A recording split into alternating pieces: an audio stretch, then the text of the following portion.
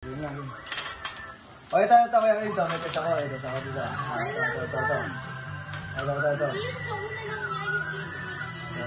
Ito. Yan, ito yung ano. Yung...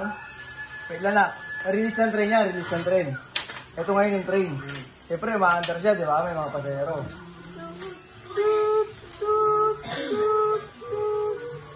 Ba't tuminto yung train? Anong ginawa ng train? Bakit tuminto? Hindi, ikaw. Anong sa tingin mo? Wala ang gulong. Hindi.